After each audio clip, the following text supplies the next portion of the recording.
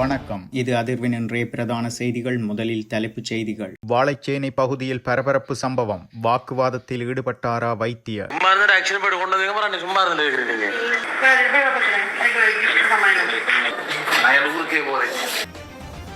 இசாரா செவ்வந்தியின் வங்கிக் கணக்குகள் தொடர்பில் வெளியான தகவல். மண்ணிற்குள் புதைக்கப்பட்ட கைபேசியொன்றும் மீட்பு.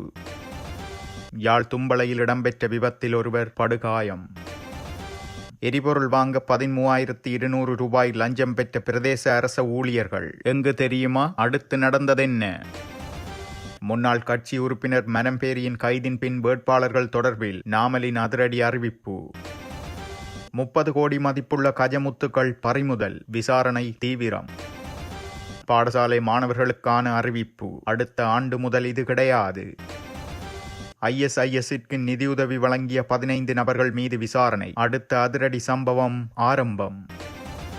செவ்வந்தி விவகாரத்தில் அனுர விடுத்த மிக ரகசிய உத்தரவு. கைதிற்கு முன் நடந்த சம்பவம். பாதுகாப்பு அமைச்சு வழங்கிய அனுமதி. அதிர்வு சேனலை லைக் மற்றும் சப்ஸ்கிரைப் செய்து கொள்ளுங்கள். இனி தொடர்பான விரிவான செய்திகள். வாழைச்சேனை பகுதியில் நபர் ஒருவர் அவசர சிகிச்சைகளுக்காக மருத்துவமனைக்கு சென்ற சந்தர்ப்பத்தில் பொறுப்பான வைத்தியர் அலட்சியமாக பதிலளிக்கும் காணொலியொன்று சமூக வலைத்தளங்களில் பகிரப்பட்டு வருகிறது. குறித்த பகுதியில் வசிக்கும் நபர் ஒருவர் தனது கையில் ஏற்பட்ட முறிவு காரணமாக சிகிச்சை பெறுவதற்காக குறித்த வைத்தியசாலைக்கு சென்றுள்ளார். வெகு நேரமாக சிகிச்சைகளுக்காக காத்திருந்தும் மருத்துவர் சிகிச்சை அளிக்காத காரணத்தால் மருத்துவரிடம் வினவிய போது மருத்துவர் அலட்சியமாக பதிலளித்துள்ளார். மருத்துவர் இவ்வாறு அலட்சியமாக பதிலளிக்கும் காணொலியை சிகிச்சைக்காக சென்ற நபரின் நண்பர் பதிவு செய்துள்ளார். இந்நிலையில் குறித்த பெண் மருத்துவரின் அலட்சியமான நடவடிக்கை காரணமாக சிகிச்சைகளுக்காக வருகை தந்த நபர் தான் வேறொரு வைத்தியசாலைக்கு செல்வதாக கூறிவிட்டு வெளியேறியுள்ளார். இவ்வாறான பின்னணியில் அவசர நிலைமைகளில் அலட்சியமாக நடக்கும் அதிகாரிகளுக்கு சமூக ஊடகங்களில் கடும் விசனத்தை ஒரு சிலரும், ஊடகங்களில் பதிவிடுவதை விட உயர் அதிகாரிகளுக்கு முறையிடுவதே சிறந்ததென சிலரும் தமது கருத்துக்களை தெரிவித்து வருகின்றனர்.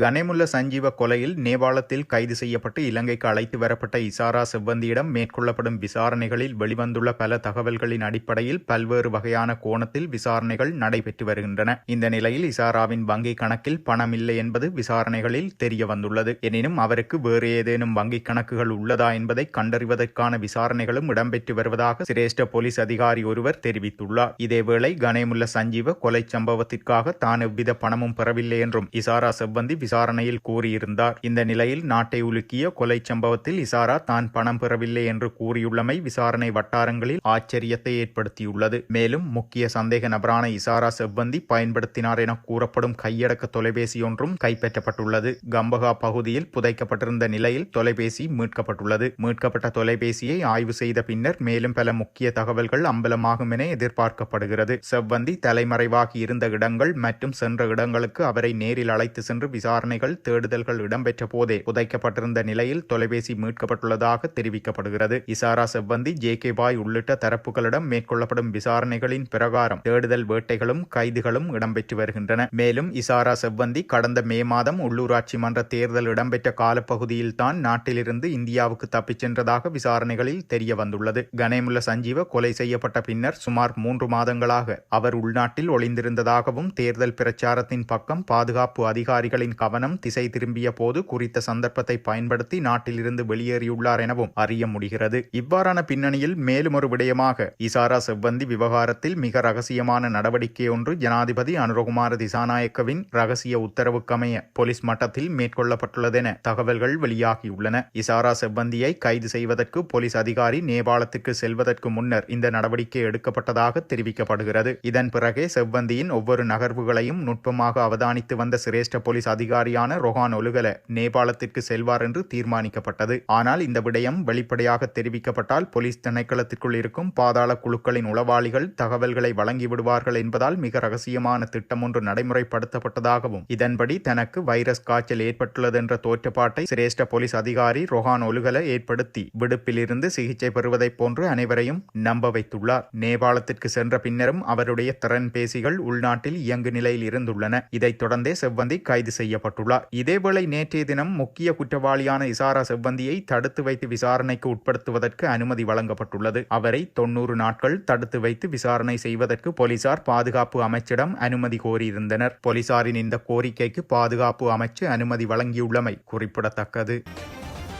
யாழ்ப்பாணம் வடமராட்சி பருத்தித்துறை தும்பளை மணியக்காரன் சந்தி பகுதியில் இடம்பெற்ற விபத்தில் ஒருவர் படுகாயமடைந்த நிலையில் யாழ்ப்பாணம் போதனா வைத்தியசாலையில் அனுமதிக்கப்பட்டுள்ளார். பருத்தித்துறை சாலையில் இருந்து தும்பளை மணியக்காரன் சந்தி ஊடாக பொற்பதிக்கு பயணிகளை ஏற்றிச் சென்று கொண்டிருந்த வேளை தும்பளை மணியக்காரன் சந்தி பகுதியில் எதிரே துவிச்சக்கர வண்டியில் வந்து கொண்டிருந்த நபர் வேக கட்டுப்பாட்டை இழந்த நிலையில் அரச பேருந்தில் மோதி விபத்துக்குள்ளாகியுள்ளார். விபத்துக்குள்ளானவர் பருத்தித்துறையை சேர்ந்த 38 வயதுடையவர் எனவும் அவர் உடனடியாக பருத்தித்துறை ஆதார வைத்தியசாலைக்கு கொண்டு செல்லப்பட்டு மேலதிக சிகிச்சைகளுக்காக யாழ்ப்பாணம் போதனா வைத்தியசாலைக்கு மாற்றப்பட்டுள்ளதாக அறிய முடிகிறது.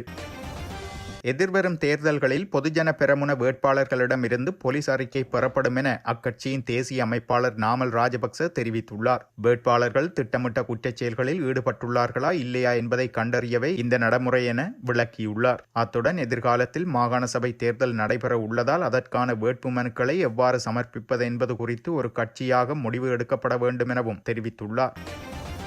ரூபாய் 30 கோடிக்கும் அதிக மதிப்புள்ள கஜமுத்துக்கள் தொகுதியுடன் சந்தேக நபர் ஒருவரை பதுளை மகியங்கனி ஆதிவாசிகள் கிராமத்தில் வைத்து வனவிலங்கு அதிகாரிகள் கைது செய்துள்ளனர். வில்பத்து, டிடிகல மற்றும் மகியங்கனை வனவிலங்கு அதிகாரிகள் இணைந்து மேற்கொண்ட நடவடிக்கையின் மூலம் சந்தேக நபர் கைது செய்யப்பட்டுள்ளார். அங்கிருந்து 30 கஜமுத்துக்கள், சிறுத்தையின் தோலின் பகுதிகள், யானை தந்தத்தின் பகுதிகள், சிறுத்தையின் எண்ணெய், கருங்காலி மரப்பகுதிகள், உள்நாட்டில் தயாரிக்கப்பட்ட துப்பாக்கி ஒன்றும் மீட்கப்பட்டுள்ளது. விசாரணையில் சந்தேக நபர் யானை தந்தங்களை பயன்படுத்தி பல்வேறு கலைப்பொருட்களை தயாரித்து நீண்ட காலமாக இந்த கடத்தலில் ஈடுபட்டு வந்ததாக தெரிய வந்துள்ளது. 13,200 ரூபாய் லஞ்சம் பெற்ற குற்றச்சாட்டில் அரச ஊழியர் ஒருவரையும் பராமரிப்பு தொழிலாளர் ஒருவரையும் லஞ்ச ஊழல் குற்றச்சாட்டுகளை புலனாய்வு செய்யும் ஆணைக்குழு கைது செய்துள்ளது. பொத்துவில் பிராந்திய நீர்ப்பாசன பொறியாளர் அலுவலகத்தை சேர்ந்த ஊழியர் மற்றும் அக்கரைப்பற்று உதவி பொறியாளர் அலகு அலுவலகத்தை சேர்ந்த பராமரிப்பு தொழிலாளி ஒருவரும் கைது செய்யப்பட்டுள்ளனர். கொச்சிகச்சேனை பிரதேசத்தில் நீர் வழங்கும் கால்வாயை துப்புரவு செய்ய முறைப்பாட்டாளர் தலைமை வகிக்கும் விவசாய சங்கம் விடுத்த கோரிக்கைக்கு அமைய அக்கரைப்பற்று நீர்ப்பாசன திணைக்களத்தால் வழங்கப்பட்ட உளவு இயந்திரத்திற்கு எரிபொருள் போதாது என தெரிவித்து மேலதிகமாக 51 லிட்டர் டீசல் செலவாகும் என கூறி சந்தேக நபர்கள் இந்த லஞ்ச பணத்தை கோரியுள்ளனர். இதன்படி 13,200 ரூபாய் லஞ்சம் கோரப்பெற்றமை, அதற்கு துணை போனமை ஆகிய குற்றச்சாட்டுகளின் கீழ் இவர்கள் கைது செய்யப்பட்டுள்ளனர்.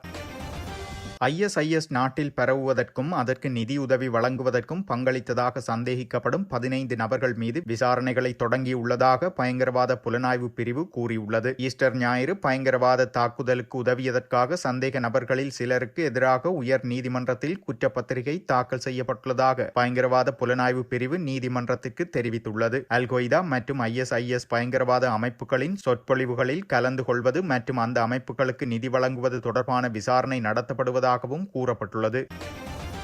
அடுத்த கல்வியாண்டில் தரம் 1 மற்றும் தரம் 6 மாணவர்களுக்கு பாடப்புத்தகங்கள் வழங்கப்படாதென்று கல்வி பிரதி அமைச்சர் மதுர செனவிரத்ன தெரிவித்துள்ளார். புதிய கல்வி சீர்திருத்தங்களின் கீழ் இந்த நடவடிக்கை எடுக்கப்பட்டுள்ளதாக அவர் தெரிவித்துள்ளார். இதன்படி தரம் 1 மற்றும் தரம் 6 மாணவர்களுக்கு சுய கற்றல் கையேடுகள் வழங்கப்படும் எனவும் அவர் குறிப்பிட்டுள்ளார். இந்த சுய கற்றல் கையேடுகள் தற்போது அச்சிடப்படுவதாகவும் தெரிவித்த அவர், இதன் மூலம் குறித்த தரங்களில் கல்வி கற்கும் மாணவர்களுக்கான பாடசாலை பைகளின் எடையும் குறைக்கப்படும் எனவும் அவர் குறிப்பிட்டுள்ளார். இத்துடன் செய்திகள் நிறைவடைகின்றன. மறக்காமல் அதிர்வு சேனலை லைக் மற்றும் சப்ஸ்கிரைப் செய்து கொள்ளுங்கள்.